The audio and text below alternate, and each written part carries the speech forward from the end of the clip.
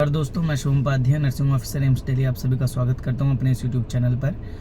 आज की वीडियो में मैं उन सभी स्टूडेंट्स के डाउट को क्लियर करने वाला हूं जिनका बार बार ये क्वेश्चन रहता है कि हमने अपनी बीएससी नर्सिंग को कंप्लीट कर लिया है या फिर हमने जीएनएम कंप्लीट कर लिया, इसके बाद हम क्या करें, क्या हमें तैयारी करनी चाहिए या फिर हॉस्पिटल में प्रैक्टिस के लिए ज्वाइन कर लेना चाहिए, क्या करें हम।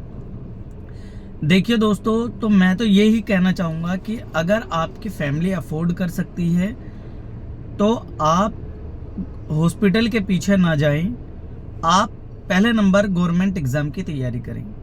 उसका रीज़न ये है कि जैसे कि मैं भी प्राइवेट सेक्टर में जॉब करके आया हूँ, तो मुझे सिर्फ एक ही बात समझ में आती है कि देखो, आज के डेट में ना तो गवर्नमेंट हॉस्पिटल में काम कम है, ना ही प्राइवेट हॉस्पिटल में काम कम है, लेकिन जो सैलरी स्ट्रक्चर है, जो आपको ऑफ का स्ट्रक्चर है, जो आपको बेनिफिट्स मिलने वाले हैं, वो गवर्नमेंट हॉस्पिटल में एज कंपेयर प्राइवेट हॉस्पिटल ज़्यादा हैं।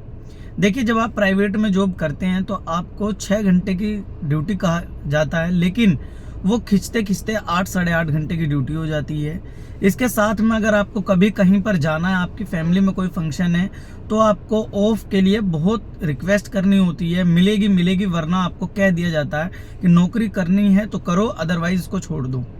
मान लीजिए किसी हॉस्पिटल में एनएबीएच का राउंड है और आप प्राइवेट सेक्टर में काम कर रहे हैं और तभी आपकी फैमिली में किसी को भी फैमिली के अंदर कोई फंक्शन है, तो आप अगर छुट्टी को सैंक्शन करवाना चाहते हैं तो आपको नहीं मिलेगी ये प्राइवेट के अंदर, क्योंकि ये मैंने खुद देखा है। मेरे जो कुछ दोस्त हैं वो प्राइवेट सेक्टर में वर्किंग हैं, उनके साथ में कैसा हाल है।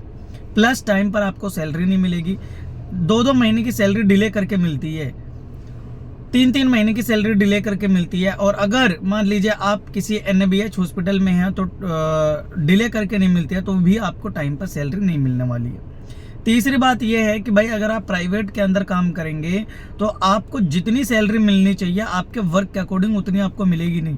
लेकिन आप अगर गवर्नमेंट की तैयारी कर लेते हैं 6 महीने, तो 6 महीने अगर आप तैयारी कर लेते हैं अच्छी तरीके से किसी भी कोचिंग से जुड़कर, चाहे आप ऑनलाइन करें या फिर आप ऑफलाइन करें, तो अगर आप कोचिंग कर लेंगे तो आपके सिलेक्शन के चांसेस बढ़ जाएंगे। और अगर आप सेलेक्ट हो जाते हैं तो आपको अच्छा ऑफ मिलेगा, अच्छी सैलरी मिलेगी, अच्छे आपको बेनिफिट्स मिलेंगे, ईएल, मेडिकल, सीएल, सभी सारी चीज़ें मिलेंगी।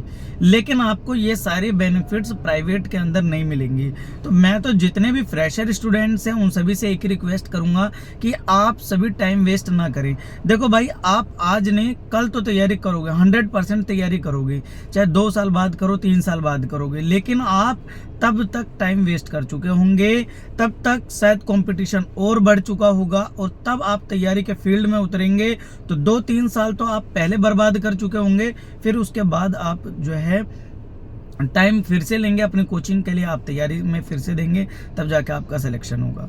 और अगर अभी आप ये खुद से कह रहे हैं कि भाई हमारे घर की फैमिली इतनी कंडीशन सही नहीं है, तो भाई आप जो है उसको खुद मैनेज करें। देखो, अगर फैमिली वालों ने 3 साल पढ़ा दिया, 4 साल पढ़ा दिया, तो अगर आप उनसे 6 महीने के लिए कहोगे, रिक्वेस्ट करोगे और जी जान से लगाकर मेहनत आप अपनी तैयारी को लेकर चलोगे, तो इस 6 महीने के बाद में ही आपका सिलेक्शन हो जाएगा। क्योंकि सभी को पता है एग्ज़ाम आज के डेट में आते जा रही हैं और हेल्थ इंफ्रास्ट्रक्चर के ऊपर सभी गवर्नमेंट का बेहद जो है इस टाइम पर रोल चल रहा है। कोविड के बाद से नर्सिंग ऑफिसर्स की जो है भर्तियों को लेकर काम चल रहा है। तो अगर आप सभी इस तैयारी के अंदर जुड़ जाते हैं तो आपका सिलेक्शन 100% होगा। तो ये चीज़ें तो देखो, आपको डिसाइड करना होगा कि भैया आपको 1,30,000 रुपये चाहिए, आपको अपने फैमिली वालों को EHS बेनिफिट चाहिए, CGHS बेनिफिट चाहिए, कभी उनको कोई मेडिकल हेल्प की ज़रूरत हो तो आप फ्री ऑफ कॉस्ट उनको अप्लाई कर सकें, या आपको कहीं घूमने फिरने जाना है तो आपको बेझिझक आप जा सकें, आपको किसी तरीके का लोड ना हो, आप सिर्फ 6 घंटे की ड्यूटी करें। अगर आपको ये सारी चीज़ें चाहिए तो भाई देखो, तैयारी करना पड़ेगा। बहुत से लोग होंगे जो आपको अभी मिस गाइड कर देंगे, लेकिन बाद में आपका दिल आपको यही चीज़ें कहेगा कि भाई जब एक पर्सन है वो 1,30,000 ले रहा है और मैं सिर्फ 30,000 रुपये ले रहा हूँ, तो मैं क्यों ना तैयारी करूँ। तो उस समय को आज ही समझ लें और फ्रेशर हैं तो हॉस्पिटल की तरफ अभी ना जाए। देखो, अब फिर कुछ बच्चे ये कहेंगे कि सर अगर हम हॉस्पिटल नहीं जाएंगे तो क्या सिलेक्शन के टाइम पर हमें कुछ भी नहीं आ रहा होगा तो हम कैसे करेंगे। देखिए, ऐसा होता है कि आपको अभी तक जितने भी एग्ज़ाम का पैटर्न है उसमें सिर्फ आपकी थ्योरी मांगी जा रही है। किसी भी हॉस्पिटल के मतलब उसमें ऐसा क्राइटेरिया नहीं है कि स्किल टेस्ट है। तो अगर आप जो है मतलब कुछ एग्ज़ाम के अंदर है जहाँ पर स्किल टेस्ट है, लेकिन अगर आप जो है अपनी थ्योरी को मजबूत कर लोगे, आप सेलेक्टेड हो जाओगे, तो जब आपके हॉस्पिटल में ज्वाइनिंग होगी धीरे धीरे आप खुद ही उस हॉस्पिटल में ज्वाइन कर कर सीख जाओगे। और तैयारी कर लो, तैयारी करने के बाद आप हॉस्पिटल ज्वाइन कर सकते हो अगर आपको जॉब करनी ही करनी है। लेकिन पहले नंबर आप तैयारी करिए, गवर्नमेंट के लिए अपने टाइम को यूटिलाइज करिए, बिल्कुल बेवकूफ़ ना बनो। ज़िंदगी आपकी है, समय भी आपका है, बिना फालतू खर्च ना करें, सोच समझ के करें। और अगर आपने बीएससी नर्सिंग करी है तो तैयारी करना चाहिए, और जब जॉब करना ही है, नर्सिंग ऑफिसर बनना ही है, तो किसी अच्छे इंस्टीट्यूट में बने, गवर्नमेंट हॉस्पिटल के अंदर बने, जिससे कि आपको सोसाइटी के अंदर भी आपकी एक रिस्पेक्ट हो, फैमिली के अंदर एक रिस्पेक्ट हो, और जो भी लाइफ में आप करना चाहते हैं वो सभी आपको चीज़ें मिले। मैं तो बस यही कहूँगा जाते जाते कि रख हौसला, वो मंजर भी आएगा, प्यासे के पास चलकर समुंदर भी आएगा, और थक कर ना बैठ ए मंजिल का मुसाफिर, मंजिल भी मिलेगी और मिलने का मज़ा भी आएगा। गुमराह तो वो हैं जो घर से निकले ही नहीं हैं, और अगर आप निकले हैं तो आपको मंजिल आपकी ज़रूर मिलेगी। तो चलते रहें दोस्तों। मेरी वीडियो कैसी लगी? अगर इन्फॉर्मेटिव कंटेंट है तो लाइक सब्सक्राइब कर ले, शेयर कर जाना।